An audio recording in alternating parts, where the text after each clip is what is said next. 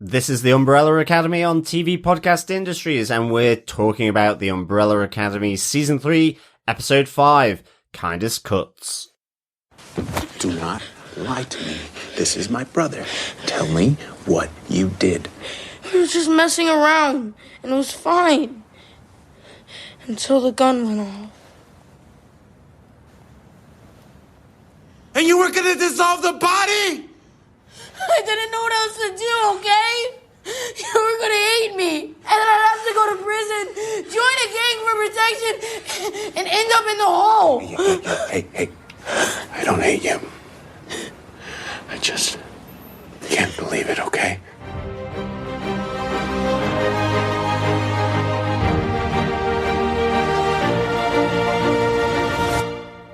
Welcome back, fellow Academy alumni, or brollies. This is TV Podcast Industries, and we're discussing Episode 5 of Season 3, The Kindest Cuts of the Umbrella Academy. I am one of your hosts, John. I'm one of your other hosts, Derek. And rounding out this trio of Academy Cuts, I am Chris. I think I'm the prime rib cut, or sirloin at least. Prime. I think I'm a neck joint cut, I think. Oh, gee. I'm a rump. Nice. That's much cooler. I should have gone for that. Welcome back, fellow Academy alumni. Good to have you with us for our discussions about Umbrella Academy. Yes, definitely. We are getting to the halfway point with Episode 5, Kindest Cuts, and we will be going through our spoiler-filled discussion of Episode 5. But this is TV Podcast Industries, and you can pop on over to our website at tvpodcastindustries.com, where you can subscribe to the podcast on any good or evil podcast player of your choice. Yes. And of course, you can send in your emails for our feedback section to feedback@tvpodcastindustries.com as well. So please get those emails flying in. Absolutely exciting news this week that we're also covering another Netflix show beginning this week. Sandman from Neil Gaiman is coming to Netflix from this Friday. We've already recorded our podcast about the first episode. We certainly have, yes. There is sand everywhere. It's in every nook and cranny of our existence at the moment with the Sandman coming to Netflix. Yeah, really excited to talk about that. Hope you're going to stay with us for those podcasts as well. We're not going to say anything about the show. We're not going to spoil anything at all. Just stay with us for it. Hopefully you'll enjoy it. Yes. But let us get into episode 5 of our spoiler-filled discussion. Derek, what are some of the details for this episode? Well, the show was created for television by Steve Blackman and developed by Jeremy Slater. It's based on the comic book series by Jared Way and Gabriel Ba. And the director of this episode was Sylvain White, who directed episode 4. We spoke about him last time. The teleplay for this episode is from Elizabeth Padden, who's written on Walking Dead World Beyond and Altered Carbon. I'm a Walking Dead fan. I know I've mentioned it before on the podcast. Walking Dead World Beyond was a 2-season spin-off show. I'd highly recommend it if you do enjoy Walking Dead and didn't get the chance to watch it. It's actually a really good spin-off with a nice moment that ties into what's going to be the final season of The Walking Dead. So get watching it if you have any time and you are interested in Walking Dead. There you go. And if you're not interested in Walking Dead, she also did Altered Carbon, which was just fantastic. I've never seen it. I saw the first two. I really wanted to see it. I just kind of didn't continue. I can't even remember now whether I was into it or not. I think I need to go back to it for sure, because at the time I was like, oh, I really want to see this. Right. Yeah. Well, no spoilers, but season 2 has Captain America in it. I know. So definitely Anthony Mackie, Captain America, is in this one, season 2. So if you enjoy sci-fi, I would always recommend. It's a good binge watch. Very good. Very good. There you are. Good stuff. John, do you want to tell us what they gave us with your synopsis of Umbrella Academy Season 3, Episode 5, Kindest Cuts? Sure. Following his harpooning, Klaus awakens in the afterlife, where the person on the bike reveals that he has died over 50 times, but always returns to life because of his power. He reconnects with his dead mother, who tells him not to mourn her, and he should try to seek a sense of purpose rather than being a professional agent of chaos. Five and Lila return to the Hotel Obsidian, but their only remaining briefcase is destroyed in the process. An urgent family meeting is called, where Five reveals that the grandfather paradox has created a Kugelblitz, and that time is running out, as its power effects are growing and will soon collapse all of existence. With no time to hold a grudge, Lila and Diego restart their relationship. When missing from the family meeting, Diego wonders where his son Stanley has got to. Searching for Stanley, Diego bumps into him in the hotel corridor, acting suspicious and laden with bleach. Stanley tells him everything about his accidental killing of his uncle Klaus, and comforts and reassures him after his ordeal. Wrapped up in a rug, Diego and Stanley go about conspicuously moving his body through the hotel, when Klaus suddenly returns to life. As the events press in on Alison, and desperate to escape her trauma and pain, she tries to reconnect with Luther, but when he pulls back from her, she starts to use her powers to force herself on Luther. Horrified, Luther flees to the Sparrow Academy to find Sloane, while the rest of his family agrees to hand Harlan over to the Sparrows so they can focus on the Kugelblitz.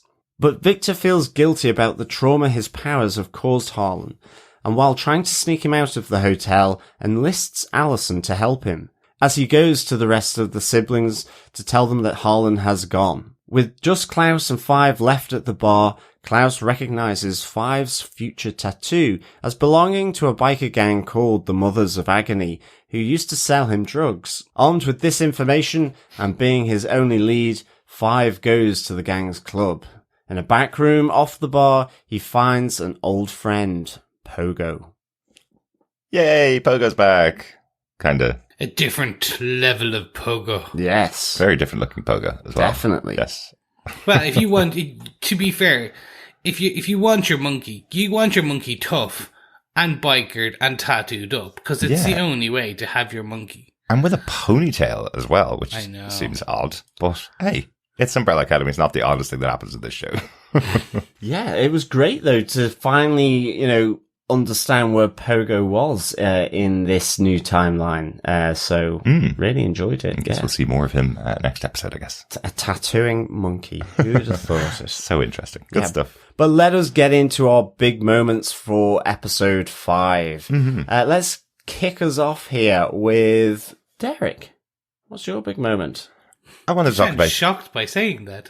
You did sound shocked by saying that. But I'll take us off. Yes, Harlan and Victor. I want to talk about their battle and the explanation of what actually happened with Harlan, because we've known this now from last episode, what was happening, and we saw the connection with the deaths of all of the mothers of the Umbrella Academy. But get a bit more detail in here, and I thought it was quite interesting because we were kind of speculating why was the connection only to certain ones of the mothers and what had happened. Harlan explains that he had not felt the existence of the power inside him from the moment Victor left 1963, but when that power arrived back in the world, he thought it was Victor. After all of these years, that suddenly Victor was back in the world, and he tried to reach out to reach Victor, but it turns out actually that was the power coming into the world to create all 43 of the siblings, as they're called.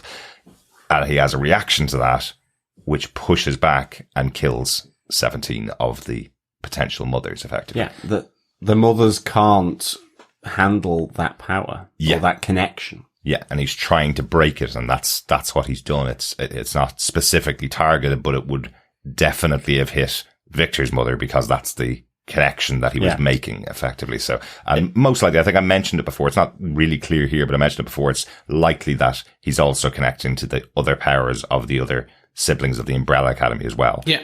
All of their mothers are dead. It's likely that their power might have reached out to him slightly differently than the other mothers of the Sparrow Academy, for example. It's like the telephone lines blowing out. Yeah. It's just the eyes, ears, and nose and mouth of the mothers like blowing out. Yeah, exactly. Like we saw last episode. And then we have a battle between Harlan and Victor. And I thought this is really good. You got to show that, right? So Victor has passed on this power to Harlan. You want to know how powerful Harlan really is. And it looks like they're really equally powered here, right? Because they are literally fighting in his room and pushing back against each other until they explode against the wall. I thought that was really interesting to see the two of them battle that way. And Harlan's had years of practice. Absolutely, yeah. In comparison to Victor, who has had 20, 30 plus days. Yeah. And that's of when the power. And that's when Victor found out that he had powers. It was only 20 days ago. Like, so yeah, not a huge, and it's basically caused 2 apocalypses at that time. So, yes. As you do. Yeah, exactly. Now Harlan's not the greatest with this power either, but he does know how to use it certainly better than Victor does. But I thought that was quite interesting to see the battle between the two of them. Definitely. Like, I did like the fallout of that sort of battle as well, just with Victor saying, you know, I've hurt a lot of people, including you, Harlan. And it's on 2 fronts here, because it frames how he responds to the rest of his family wanting to hand Harlan over to the Sparrows, so that they can, you know, focus on the end of the world, and to stop the fighting between them. There's also the Harlan feeling the need to tell the rest of the Umbrella Academy what he's just shared with Victor, around the mothers. And, you know, you have, you know, Victor kind of playing it quite cagey, that you have to be really, really careful. Yeah. You can't break it to them, but for the time being, you know, we need to keep quiet about this, you know? So again, it adds a nice little bit of sort of tiptoeing tension around, Harlan and Victor with the rest of the Umbrella Academy, you know, which spills out a little bit, when they're trying to discuss, where it's not really a discussion, where they're saying we're going to hand him over to, the Sparrows. So absolutely. Hence the name of the episode, Kindest Cuts. That's the kindest cut, is to sever Harlan from the group so that they can go out and take out the Kugelblitz. Yeah, I did like Five's plea to Victor here, just saying that, you know, given all these people and animals disappearing, we're down to ethical triage here, and this is the kindest cut that wins. Wins out. Yeah, really good line. Yeah.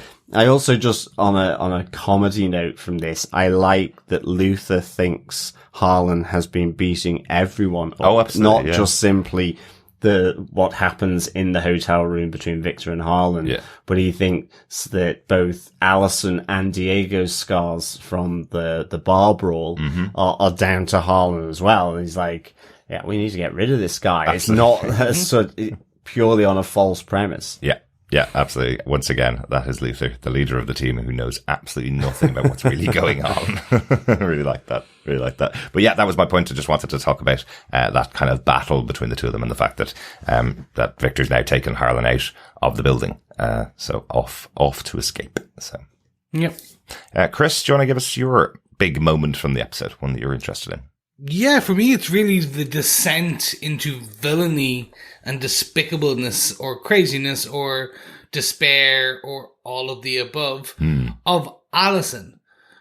She really is becoming, in my opinion, like a villain. Like she's gone from being the starlet in season 1, who basically has, like, her world has imploded, so she went back to the family and then got involved that way, and then was kind of quite important.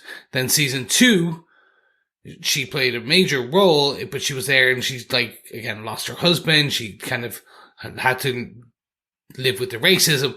So her in the last 20 days, her life has just been getting progressively worse and worse. Absolutely. And worse and worse and worse. Mm-hmm. And what we're seeing is this implosion of a character that is now become so full of despair and hate that is now she's using her powers on her own brother. She rumors, like, that was hard to watch. She rumors Luther on that. And now in season 1, he would have loved that.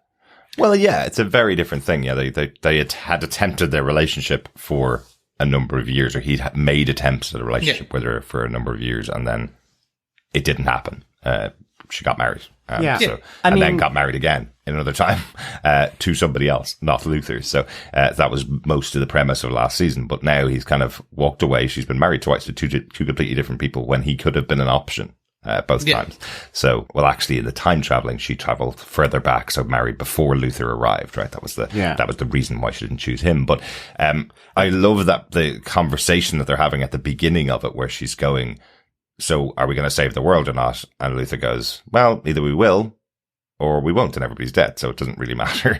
And she goes, well, even if we do save the world, it will end off in a worse timeline for me. Look what's happened the last 2 times. I'm getting hit worse than anybody else every time it changes. Well, that's it. I think that's, as to whether she's a villain or not, I guess it depends on how complete a transformation in her personality results from this. Yeah. I mean, but ultimately you can see that she's hitting out and being reactive rather than necessarily premeditated. Because, I mean, not only do we have her fighting with Diego at the bar, the start of it, you see she's not doing well because she's effectively waking up and taking a swig from the hip flask. Yep. She's, the family meeting around the Kugelblitz, she's straight with the slammers as well, at the bar.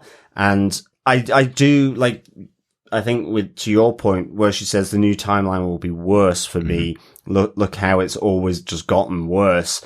She does kind of start that with, I just can't keep losing people. And I guess she seeks solace in that past relationship with Luther, but then when he backs off and effectively she knows that it's down to Luther having formed the new relationship with Sloane. And again, it's like, it's another person that she probably is thinking that she's lost. And it's not right. She does, as you say, Chris, does the whole rumoring, and forces him to stay and forces the kiss, Yeah, it's becoming for me that it's this kind of like, I'm trying to figure out what they are doing with the character. And I understand now, the storyline makes 100% sense. Character arc makes 100% sense. Yeah. She has been through hell.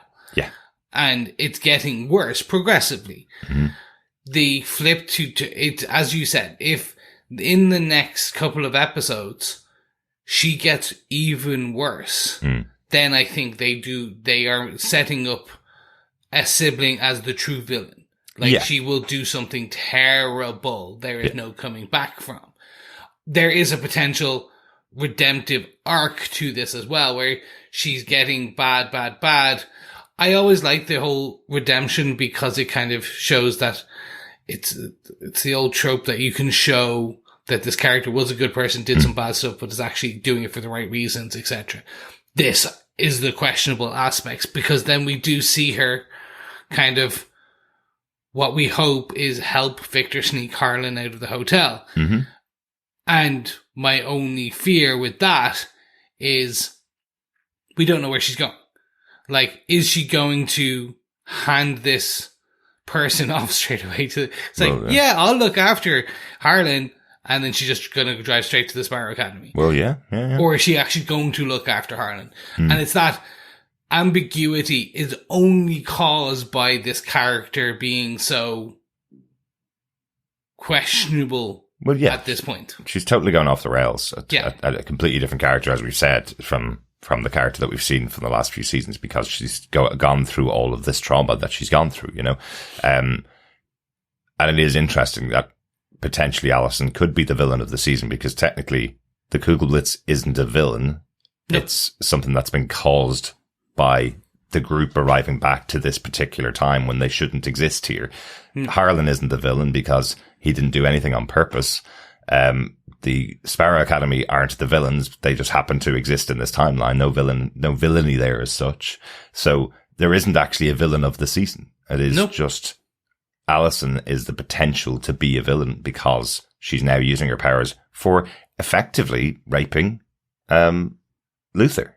He absolutely flat out refused to stay in that room. She rumoured him to stay and then rumoured him to want her until she pushed back against him. So that's, effectively using her powers to rape him. So, that's pretty evil from her, but there's a huge amount of trauma that's going on. So, that's where the character's coming from. Yeah. But time will tell. Yeah. And I'm interested. I love a good villain, as many of our Academy alumni know. Mm-hmm. Like, I really enjoy when a villain starts as in a good place and does all the wrong things for what they consider the right reasons. Mm-hmm. But this is even more salacious in the fact that in her mind, she's giving up because everything she's tried to save the world twice.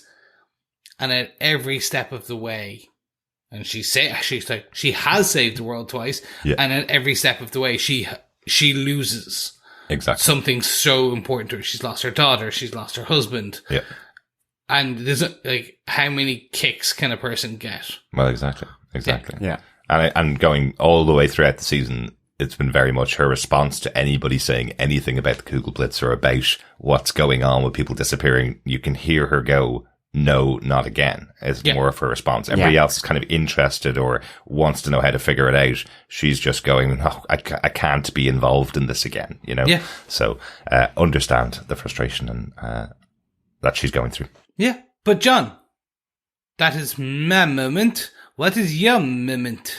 My moment is the fallout of the harpooning of Klaus. Yes. It is effectively Klaus in a rug.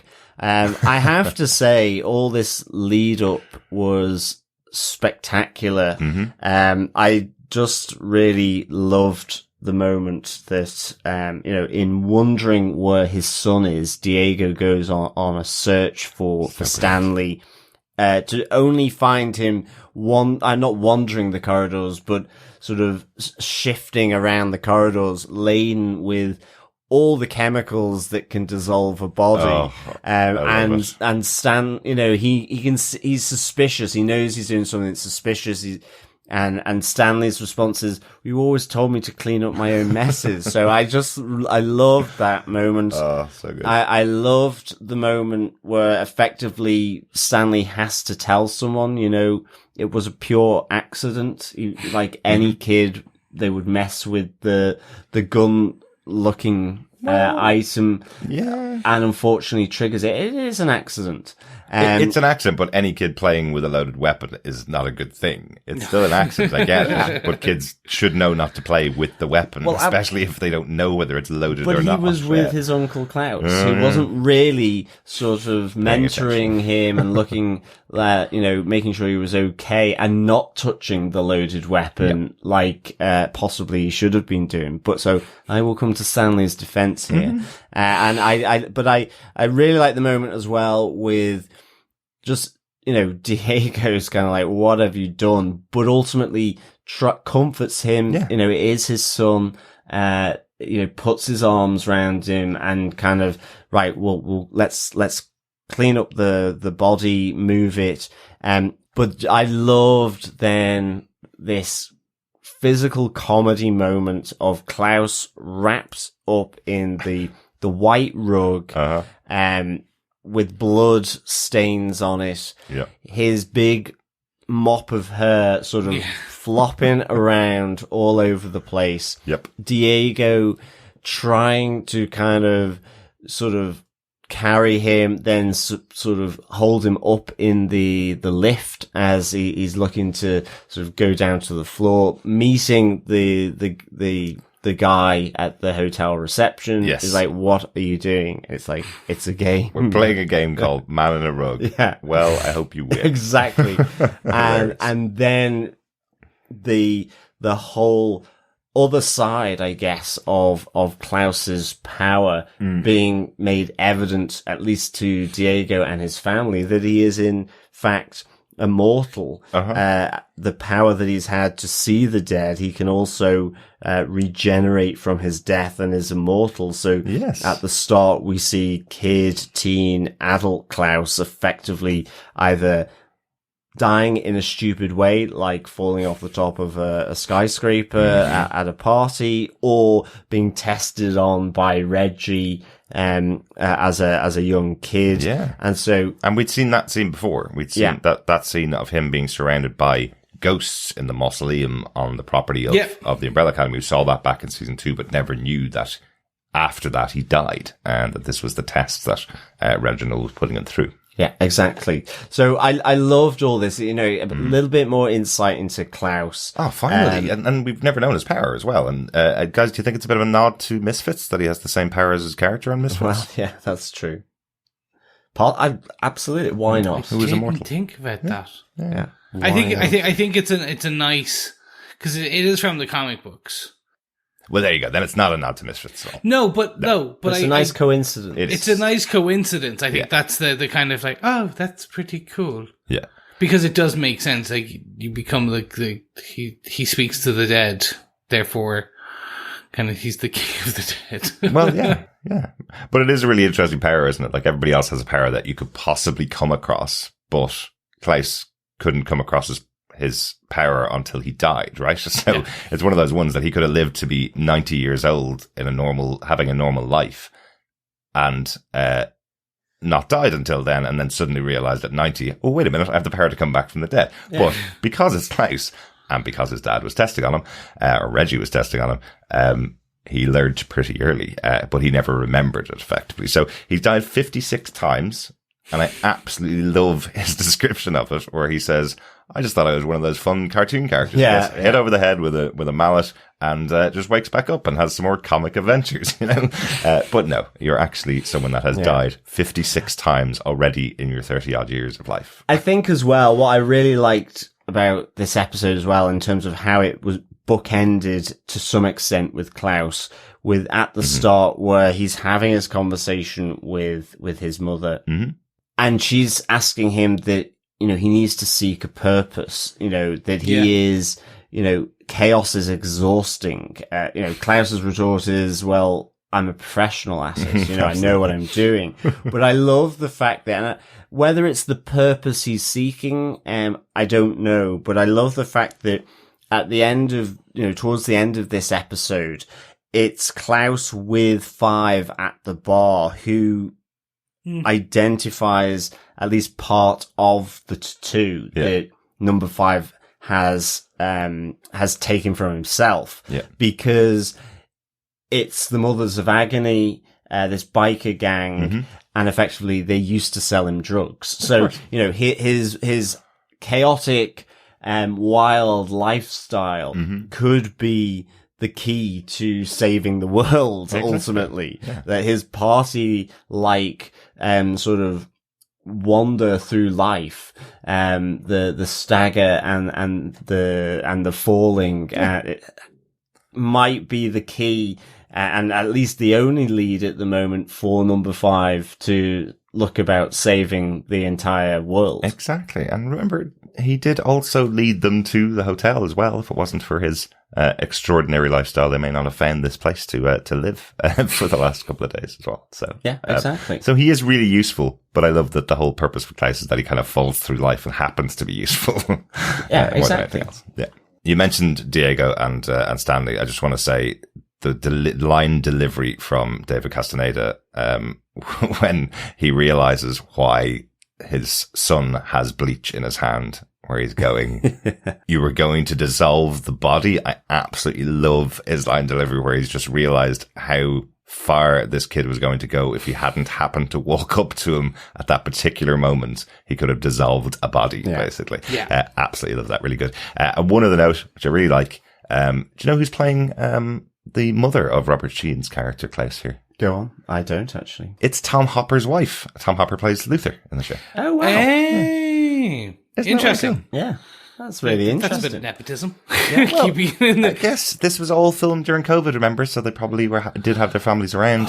She is an actress, so why not bring her on set? So very quickly, I just want to hop in here. Based on that, we're at the halfway point.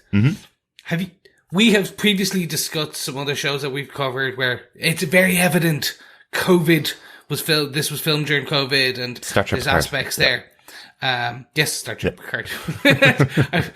We will just call it straight out. I was trying to be diplomatic, but nope. It was very. This was filmed during COVID. It was. Aspects like I've yet to fully notice it. It hasn't, in my mind, impacted it. Right. I've noticed that there's a lot of 2s and 3s. Yeah. In the filming, but I've yet to see an impact where I'm like, oh, this is a COVID filmed one because, they're not here and they're not there. And look, they're like 6 feet apart at all times. I didn't want to point it out because we did joke about it off air. Myself and John were chatting about it. It's the reason why it's well done on this show is because they've written around it and they've done a great job writing around it. And I'm sorry to point this out if you haven't noticed it, but what the Kugelblitz is doing is taking away all of the extras. That's basically what's happening. Oh my God!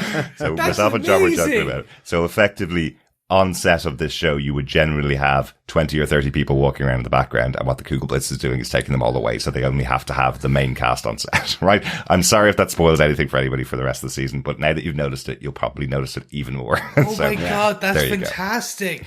I had not noticed that. But in fairness, it is being done really well. Really well written. And I have to say, and I it doesn't think, impact the show at all, I don't think.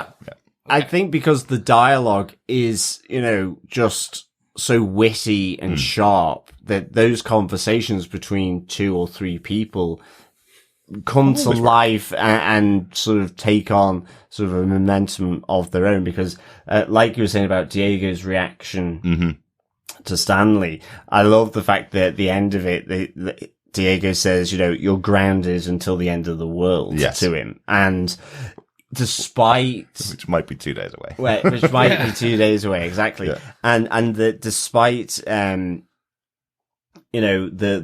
the dissolving plan that he's got, Diego comes up with roll him up in a rug and we'll move him and deal with him. And Stanley's just like, can't we just torch the evidence? So Stanley's really kind of taken on board, this, a little bit too much to heart, the words of his new father, that he's just met. So I really kind of, some of that conversation is just really, really good. Absolutely. I think that's it. I think the key is the writing and the dialogue.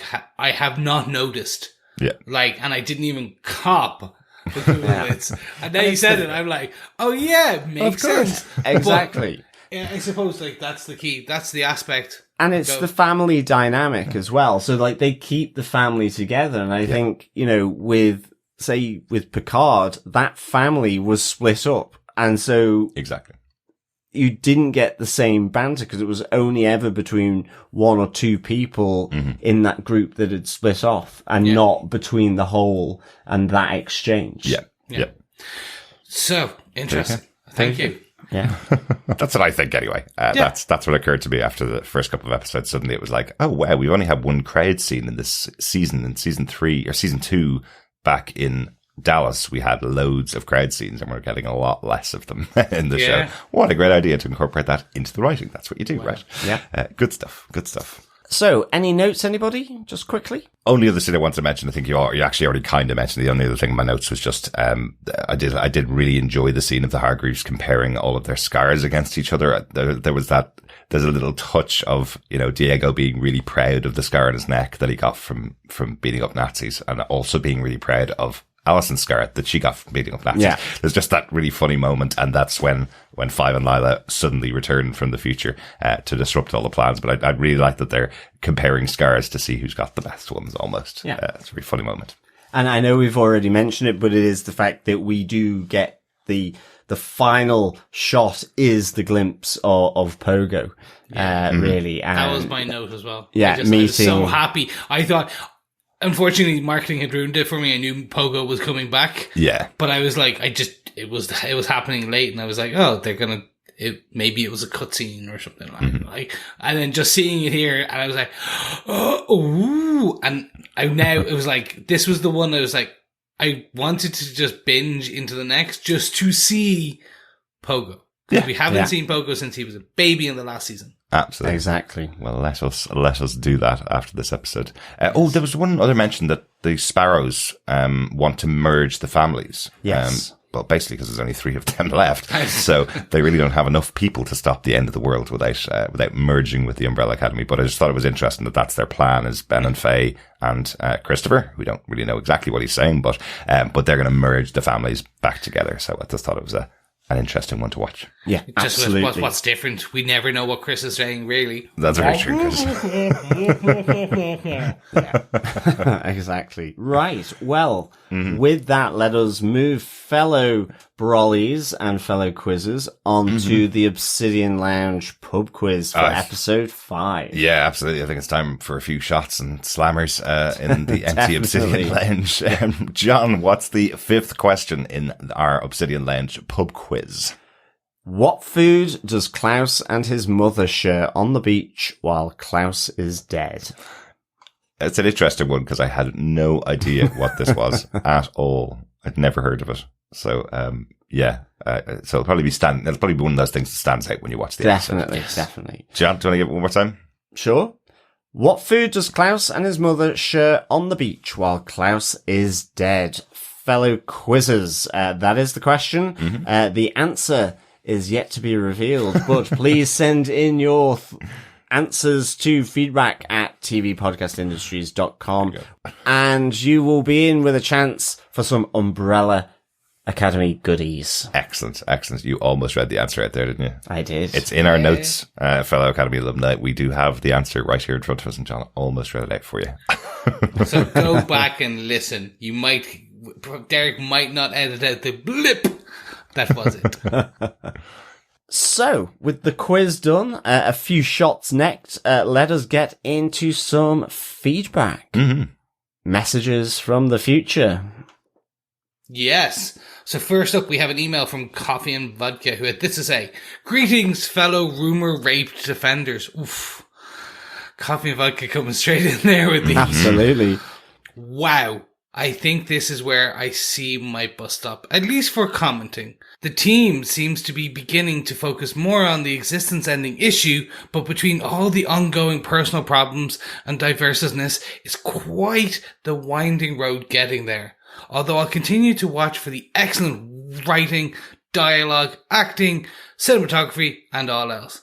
I think I've identified my problem with the series, and it's very Berlanti.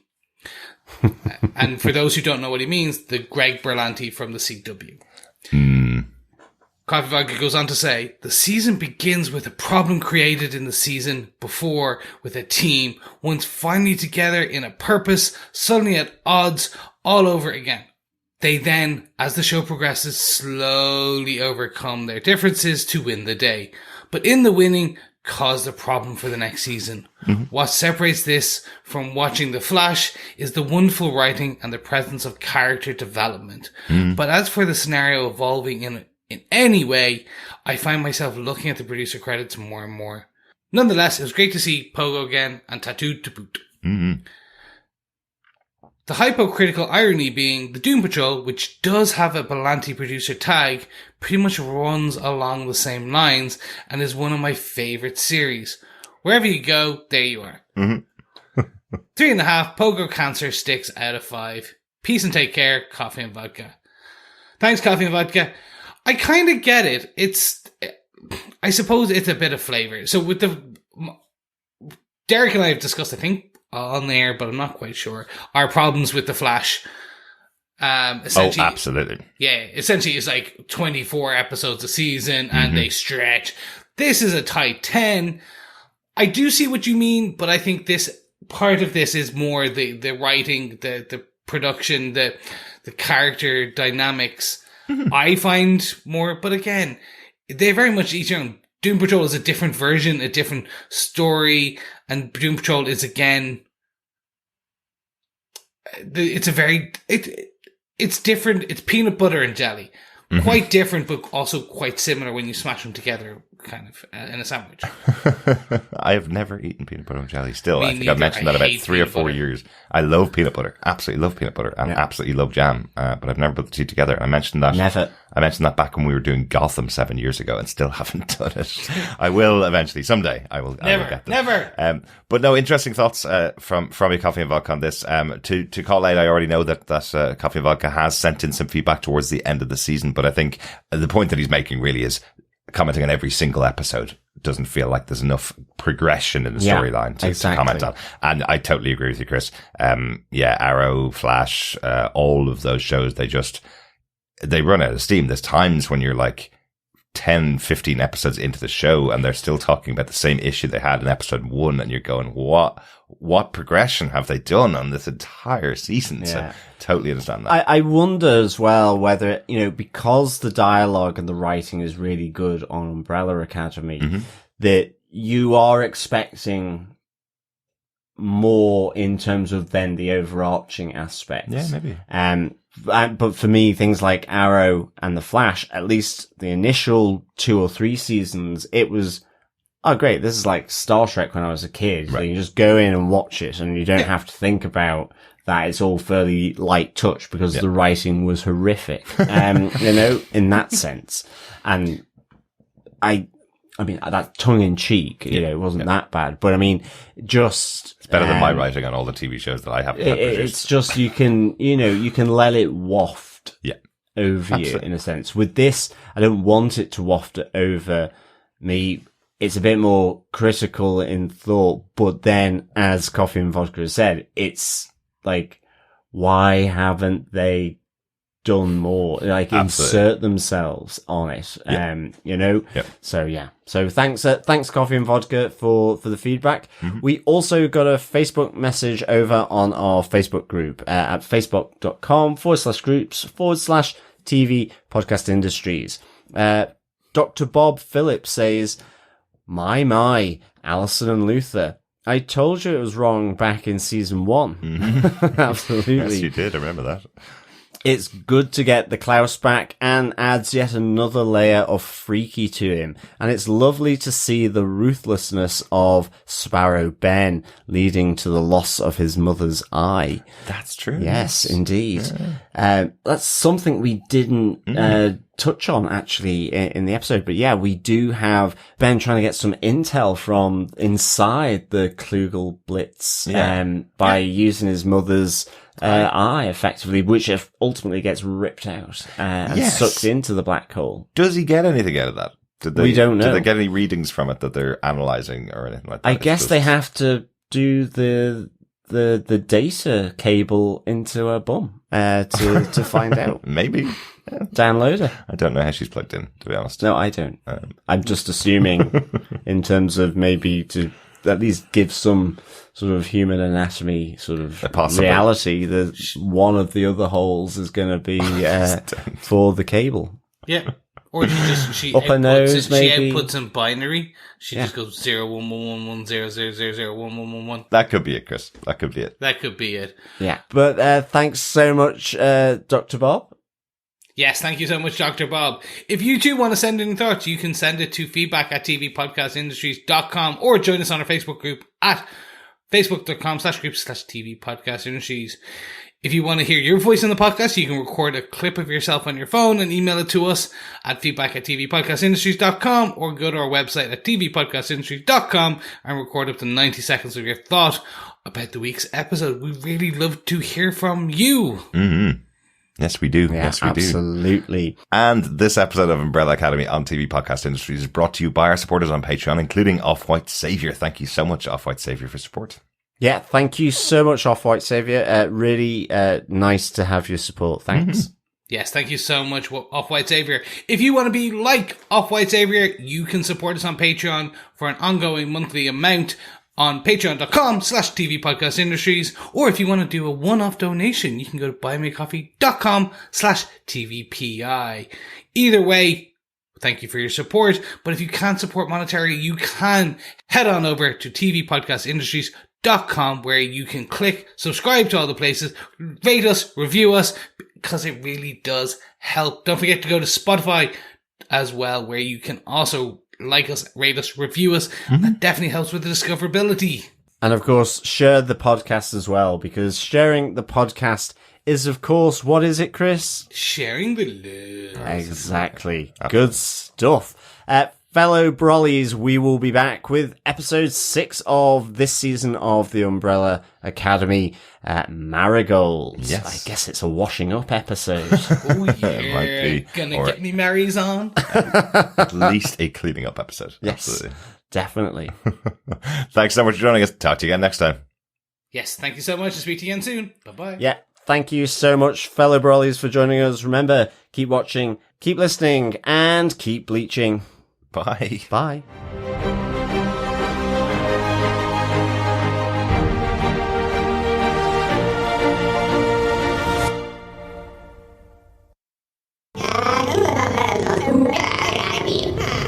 Searching for Stanley, Diego bumps into him in the Hoko.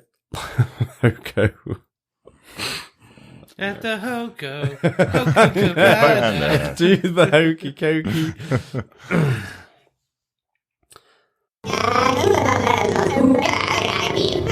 That's something we didn't touch on actually in the episode, but yeah, we do have Ben trying to get some intel from the center of the Kugelblitz.